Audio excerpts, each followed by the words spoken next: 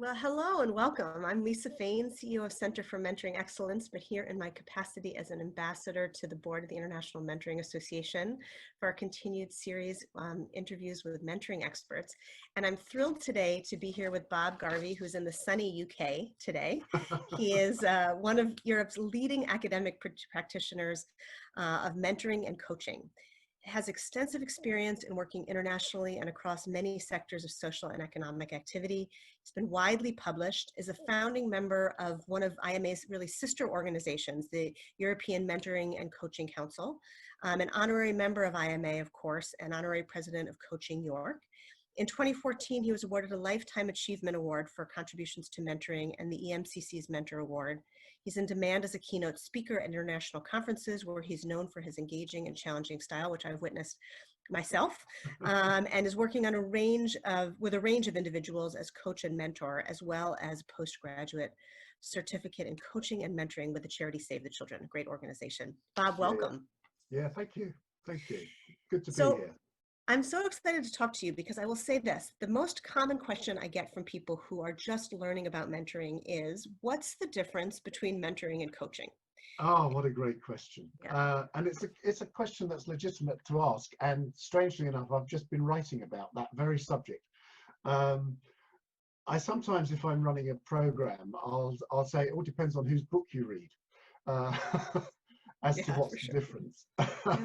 But what I would say is that coaching and mentoring potentially at least share the same skill sets, and they also share similar processes as well. The thing which tends to make the difference is, in a particular context, what people think it's for and who it's for.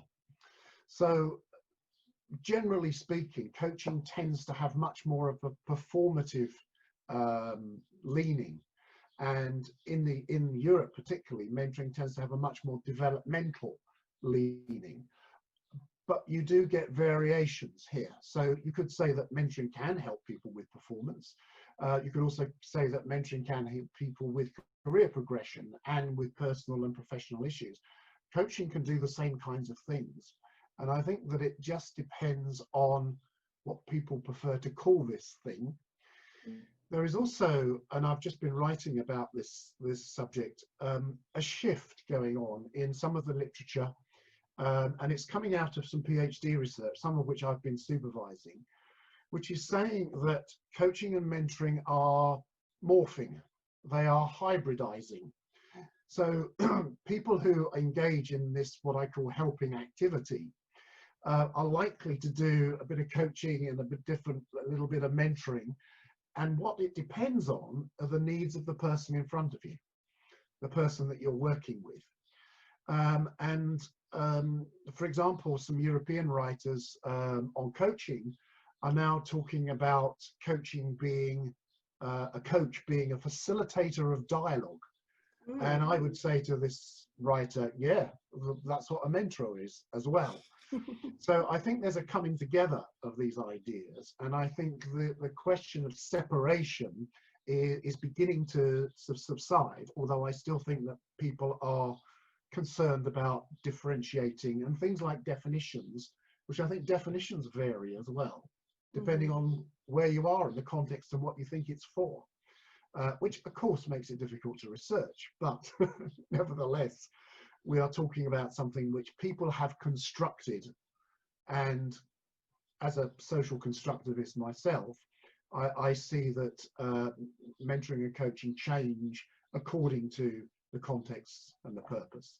So quite a long way of expressing that, but that's no, I think it's as good. It's the best explanation that I've heard in terms of the way things are morphing. You know, yes. so here's what comes up for me in terms of a question. Here's another concern that I get from mentors is, what happens if I don't have the answers in a mentoring context? And I'm wondering, first of all, what your response to that is. And second of all, when you think about mentoring and coaching morphing, to me, there's a complication, if you will. There's an expectation sometimes that your coach will have a tool or a toolkit that maybe is not the same as what your expectation of a mentor is.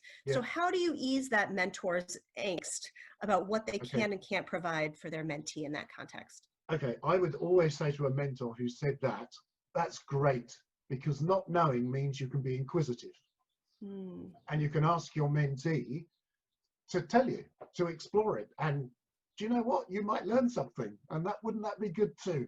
Which would emphasize what a lot of research shows, is that mentoring is quite a mutual activity. So both people learn, but not necessarily the same things. So for a mentor to inquire of their mentee about things that they don't know about is a wonderful opportunity to understand the world from somebody else's point of view. And I think that's great. The other thing that you mentioned was toolkit. I really dislike that expression. Say why? Because a toolkit a tool means that you do something to somebody. And I've written papers on this subject before and said, you know, if coaching or mentoring are tools, what sort of tools are there? Are they hammers, chisels, screwdrivers? All of them have a kind of doing something to something, to somebody, connotation to it. And I don't like that idea very much. So when anybody says, oh, get out your toolkit, I kind of say, no, put it away and start thinking about humanity and about people, and think about processes and skills, not tools that you're using, because that seems to me that you're manipulating. Oh, that's so profound. And I mean, one of the things that I learned in coach school, which coming into coach school as a former attorney was revelationary for me, Yeah. is that good coaches don't drive the conversation. No, that's true. Right. And the same really is true of good mentors, is how do you have a focus on the coachee, on the mentee, you know, versus that. So that I love that reframe of what it is that the mentor or the coach brings. So when you think about processes and tools, Bob, and you think about, you know, if I were somebody who would, you don't often say hire a mentor, but if I were to hire a coach, I would expect them to have processes and skills that they bring to, you know, they bring to the engagement, or else I wouldn't want to hire them, right? I don't want to hire a coach to say, help me have a vision, and then to sit down and say, I don't know, how do you create a vision? Right? And I wonder if that is, how to explain that to mentors, how to explain the need and the coaching skill to mentors in that context. I think the starting point is to recognize that the person you're working with, your mentee, we say in Europe, is an expert in their own life and work. Nobody knows more about their work and their lives than they do. It's just that maybe they haven't organized it particularly. And part of the mentor's job is to help them do that, is to kind of arrange it. And as a result of helping them to arrange their thoughts, they develop new insights into things. Now, I think in my experience of doing what I might call coaching with executives, it's exactly the same thing. I mean, I work a lot on strategic things and visions for people, and you do that by asking them questions, not necessarily by having a strategic toolkit. So you ask some key questions along the lines of, okay, so where's this organization going to be in 2 years, 3 years, 4 years, 5 years? What's it going to look like? Describe it to me in a lot of detail. And then let's start bringing it closer to you. What do you need to do today in order to move yourself to there? And what's involved? And what are the challenges? And who's going to be involved? And if you were to do with that, what might happen? So that kind of approach, a mentor can do as well. Same sort of thing. This kind of non-directiveness about it. But there are times when experience becomes useful.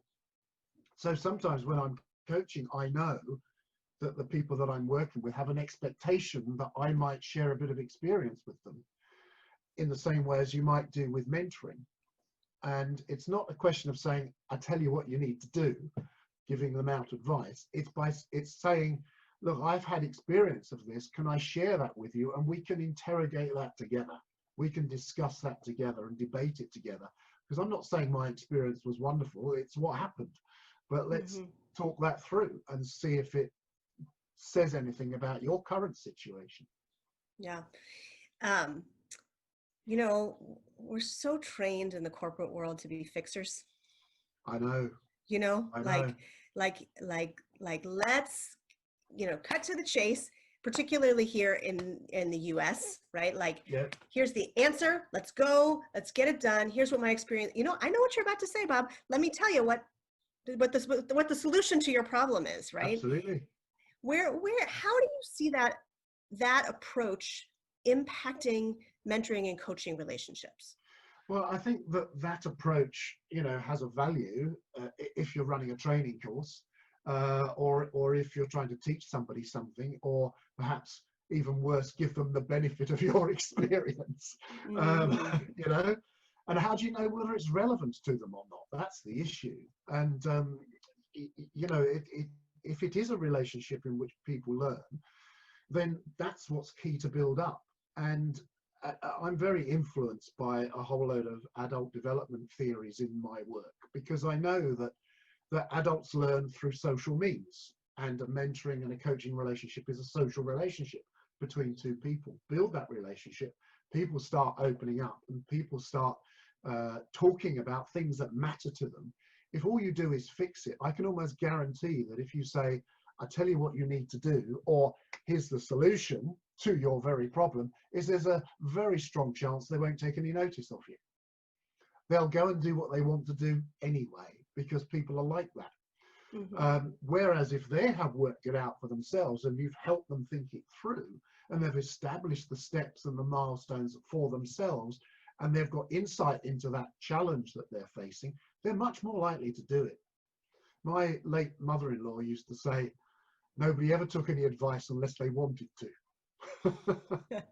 Yeah, for sure.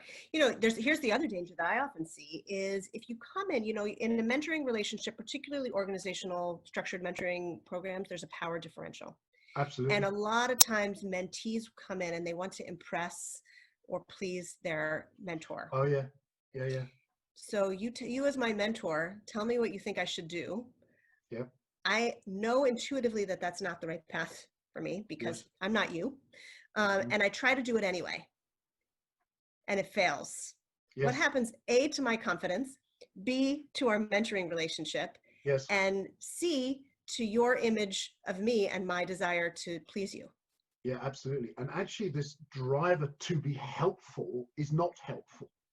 I Mm. call it non-help. Non-help is more helpful than being helpful, if that makes Yeah, sense. yeah, So yeah. helping people to think things through for themselves is much more helpful. And I think it's holding in your mind um, this idea that these people are indeed experts in what they do, and they need help in perhaps thinking that through. And they Mm. want to develop ownership of developing insights for themselves, because if they don't get those things, the chances of them doing it are not very strong. And so what I hope is that people will develop commitments to the things that they say they're going to do, because they've worked it out with somebody else's help, and they're committed to it, and they'll go ahead and do it. Mm. And that's what I think is really important, is helping people develop those insights, to reframe things, to see that the world isn't necessarily somebody once said to me that mentoring is a bit like kicking away the edge of the rut that you're stuck in, so that you suddenly see a new horizon ahead of you. Mm.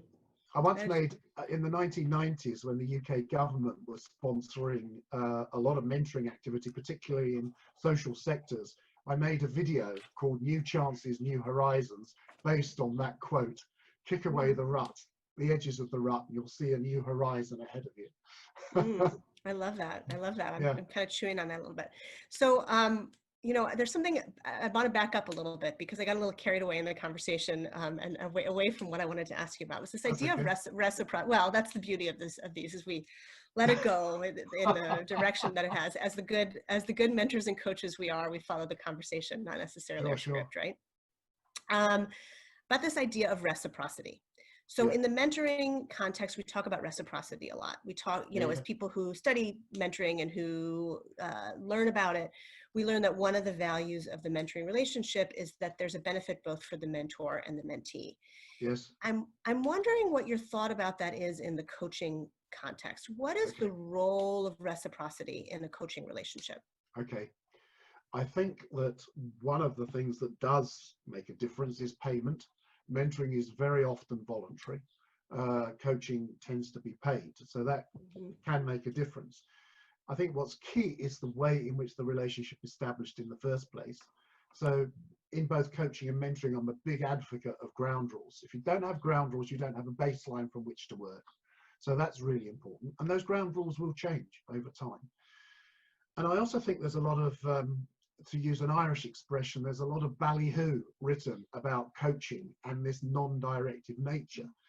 Because if what we know about learning is people learn in a relationship which is supportive and encouraging and challenging sometimes, if the coach is completely neutral and just does asking of the questions, there is no relationship. Unless the coach is putting something of themselves into the conversation, there is no relationship. And if the relationship is vital, then building the relationship in the way you do it with mentoring is really, really important. Some of the people that I have coached over the past, I invested a lot of energy and time in building relationships with them. And I still hear from them years later. Every now and again, get an email, get a message on LinkedIn or whatever it is. Hi, Bob, how you doing? You know, I remember that when you helped me, blah, blah, blah, you know. And that's also a paid relationship. And it's to do with how you build a relationship with somebody by paying them serious attention. Yeah. I'm curious if you can talk a little bit more about ground rules in coaching. Oh, yeah. How does that happen, and what does that look like? Oh, well, I have a process. Fantastic. It's a process. I call it dimensions. So because it's dimensions, there are a number of elements to the dimensions, and it's like a continuum, and it's a negotiation and a discussion. So one of the dimensions is the subject matter, and that is a question of how open or closed we're going to be in our conversation. I do this in mentoring and coaching. So how open or closed are we going to be? Open means anything's on the table. You'll talk to me about your personal stuff, your professional stuff, your work challenges, whatever you want to do, your life and work, basically.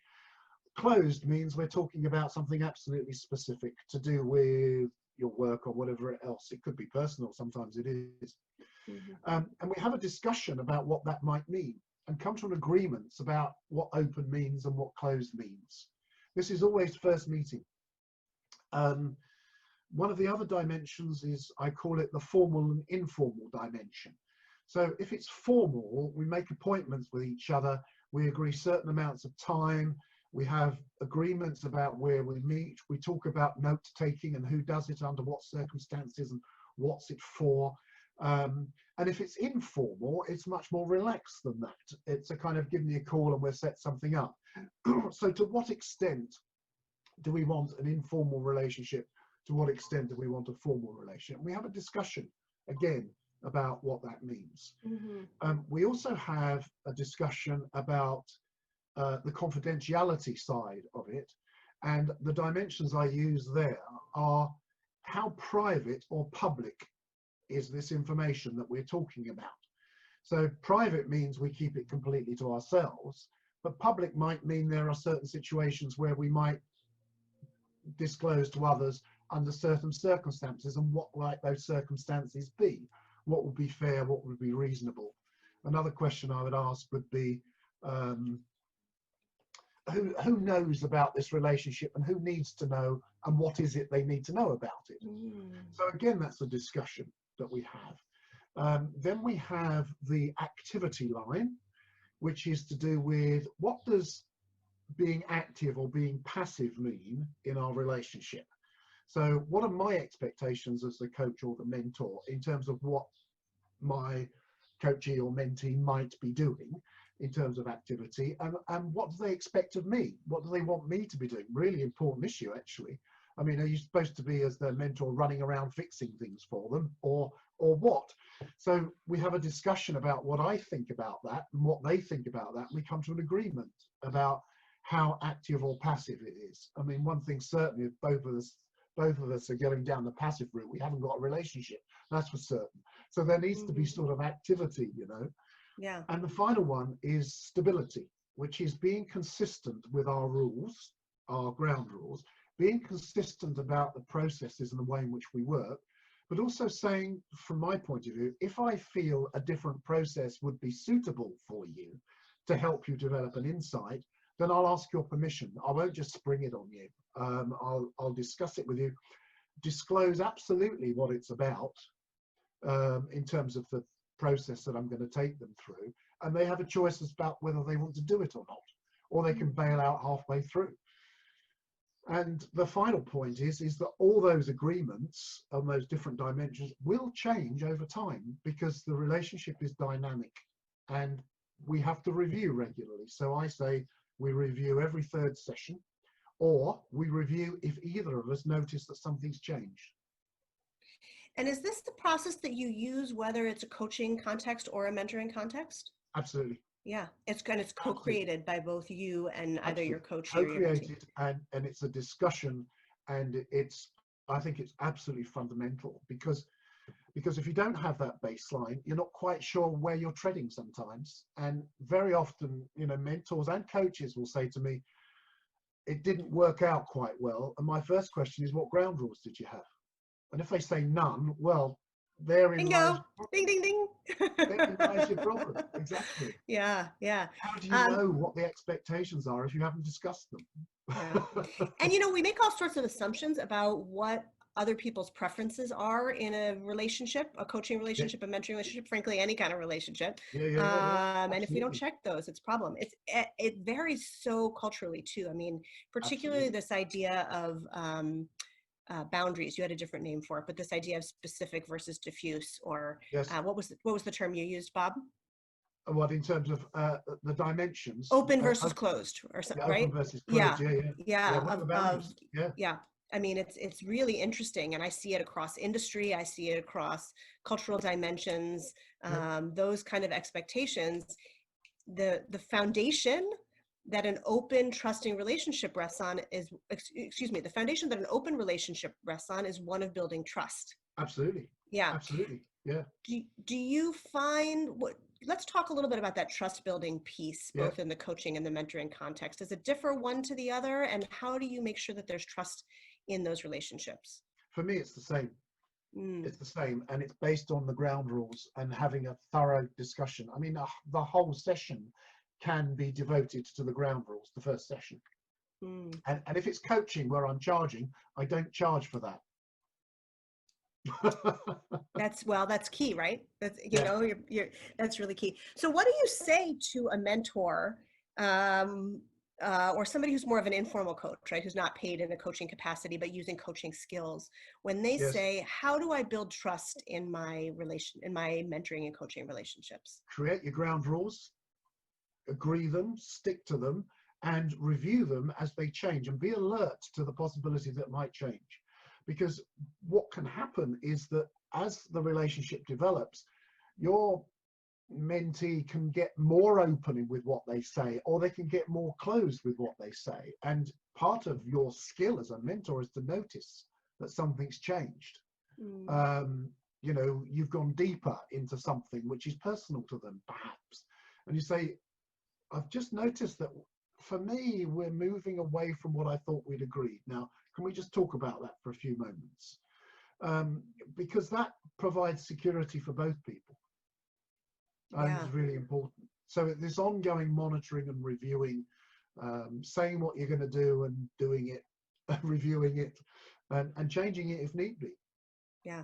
It also takes the judgment out of it. It takes the judgment out of this and the fear of having veered from something. And absolutely. And that kind of discussion at the beginning is really important for establishing who you are, because I'll say what I expect as well. It's a compass. It's a compass for the relationship going forward. I love that. Absolutely.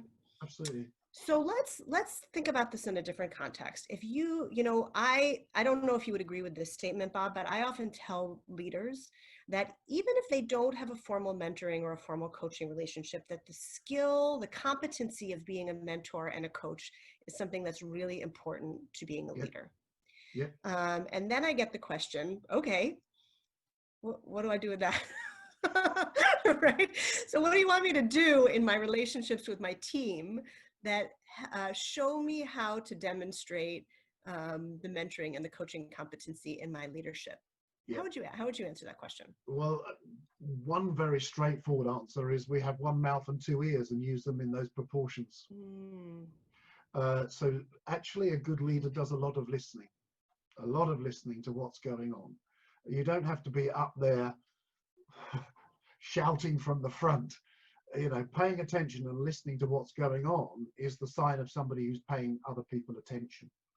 And I think that's crucial.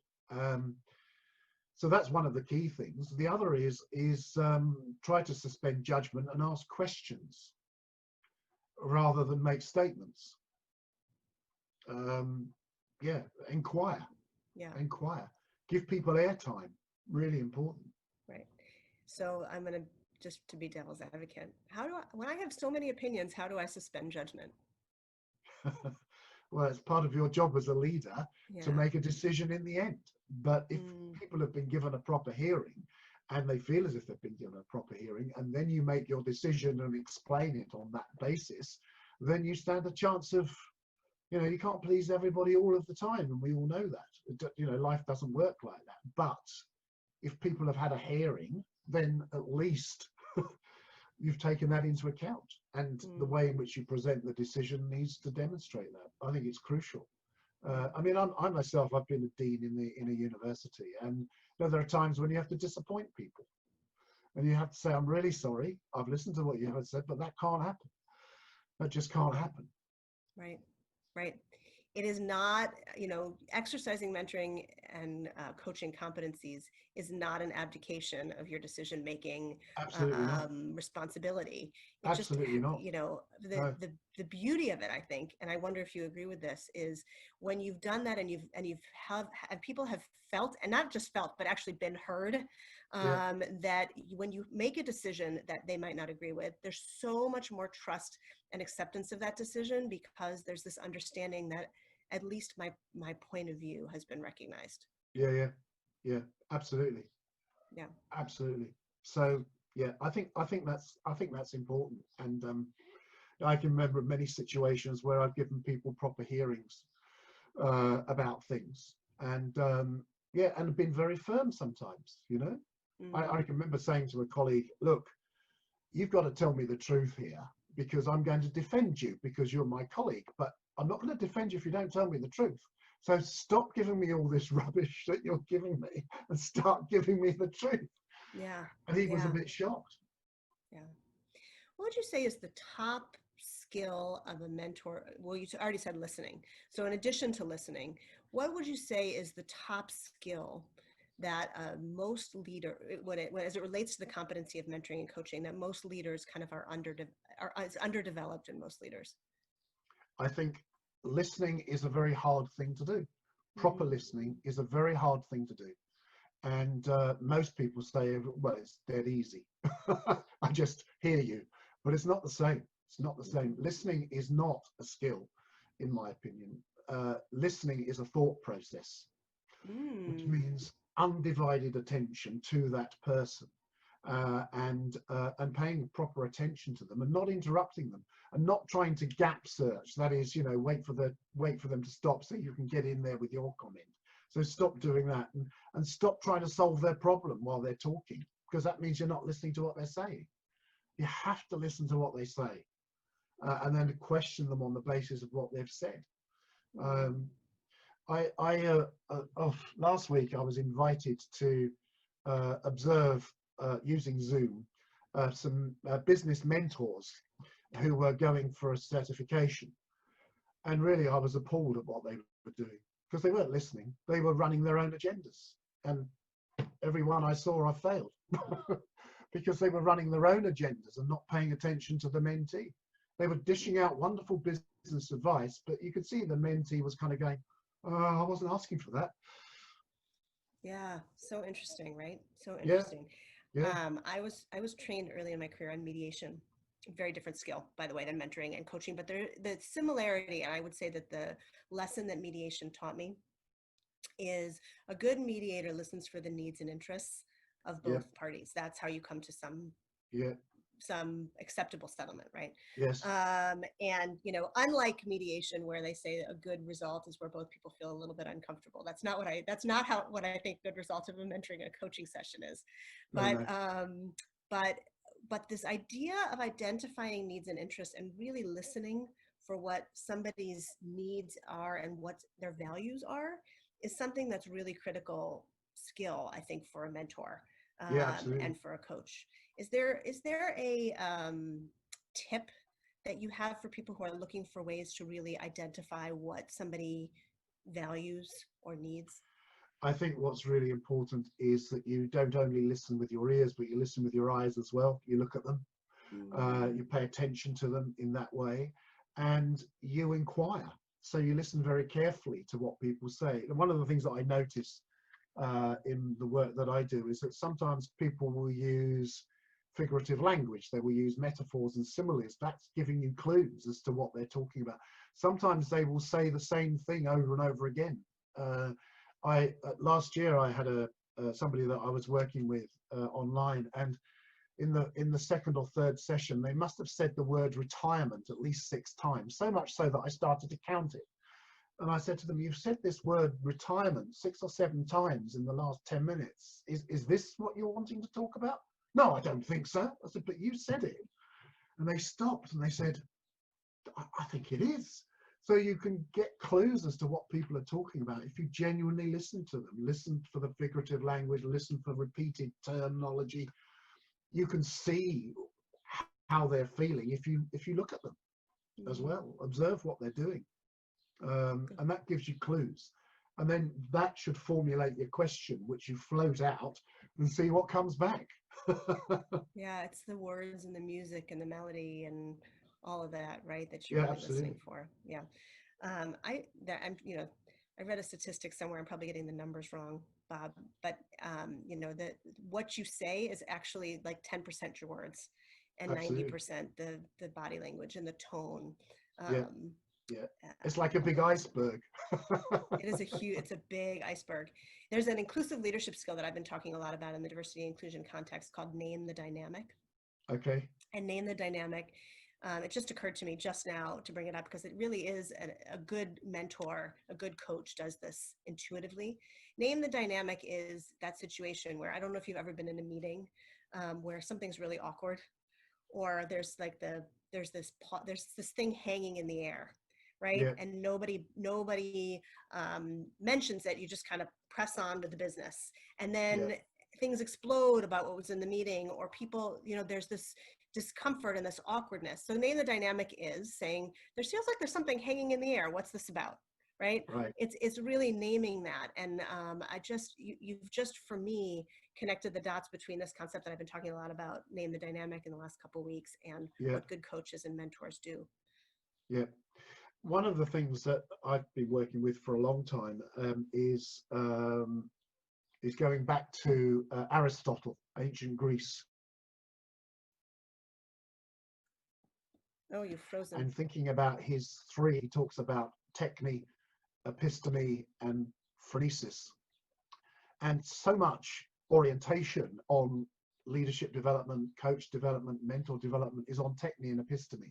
So techne is their technical skills, episteme is the knowledge which underpins that, but phronesis is the bringing together and your emotional sense and being aware of what's hanging in the air, as you just said, Mm, and being sensitive and aware of that. So you can go and techne somebody, no trouble at all, but it won't necessarily be effective. You can episteme somebody with their knowledge, with your knowledge, but that won't necessarily be effective. It's when everything comes together that you are aware and alert to that other person that you're working with, that you develop insights and a kind of intuition about what's going on, which can help them to understand things, and you float something out there to see what happens. Um, I heard a lovely story the other day where, I mean, it's not a lovely story, but it was a medical person was saying that this phronesis business is, they had a medical student who was having to go to pass their assessment, had to go and speak to somebody who'd had both their legs amputated. mm, Very serious business, and the person that they went to see was crying their eyes out, and the trainee was going through the technical list of things that they had to say, and they went through them, and when they finished, the person was still crying, and there was a few minutes before the end of the time, because there was a kind of time schedule against this, and the person who'd had their legs amputated had said, I haven't heard a word you were saying about how to care for my wounds, because I'm so worried about my future and how I'm going to live my life from now on. And if that trainee had some phronesis, they would have picked that up instantly. But what they did is episteme and techne, without any of the kind of awareness that there was a crying person in front of them. And a simple question of, tell me what's going on for you, would have opened that up. And they probably would have got their techne and episteme done anyway. Right. As it is, they're going to have to repeat the technique and the Yeah, episteme as it because is, they missed it, the phronesis. they got nothing. Yeah. They got nothing. Yeah. Yeah. It's just speaks to the need to move things beyond the transactional in our relationships, doesn't it? Absolutely. Yeah, absolutely. Beyond that, definitely. Yeah. Well, we've only, speaking of icebergs, we've only hit the tip of the iceberg in this short conversation about mentoring and coaching, and could go on. Yeah. Here's the last question that I want to ask you, as if I'm somebody who is looking for a mentor or a coach. And I say, I know I need a mentor or a coach. How do I determine which one I want? Well, I'd ask them what it is they wanted to talk about. What's your issue? What's making you think that? And what might be appropriate for you, given that. But of course, if we go back to the beginning of our conversation, you know, I'm very keen on this hybrid idea. So what is appropriate for an individual may depend on how they are at any particular point in time, and how you might hold a discussion with them about things, and how you might shift the way in which you approached it depending on what they're coming up with. So flexibility and adaptability. Yeah, that's really powerful. Bob, any final words that you want to share with folks who are watching about mentoring and coaching? Well, I'm a very strong advocate of particularly mentoring, because I'm very engaged in the voluntary aspect of it, even though I coach commercially as well. But it's the voluntary aspect which I have seen so much evidence of it working. And for me, it's a kind of way of life. It's not a thing. It's not a toolkit. It's a way of being with people. It's a way of relating. And I think if people can get hold of that, rather than viewing it as a sense of, you know, a whole load of competencies that you dish out to people, I think then it becomes a very different way of relating to another person. Yeah, it's beautiful. It's beautiful. How can folks find you if they want to get in touch with you? I'm on LinkedIn. Probably using my Sunday name. It probably says Robert Garvey. Where else can they find me? Well, that's one of the routes. My email address, I think you have. Yep, we'll make sure to put that in the notes below that's the fine. YouTube video. Yeah. Yeah, you can use my email. I'm happy to receive emails from people. So yeah, and yeah, there you go. Thank you for your time and your wisdom. I've learned a lot in this conversation, lots rolling around in my head about new terms to use and just ways of thinking about this sort of hybrid approach. It doesn't matter so much whether you're calling it mentoring or coaching, but it's about knowing, you know, the skills and responding really to the needs of the person on the, I don't even want to say the other side of the table, but in the room with you, whether it's a virtual room or an actual room. So absolutely. Absolutely. It's been great. It's great to see you again. Likewise. I'm hoping to be able to make it again to come to the States, but we'll have to wait and see.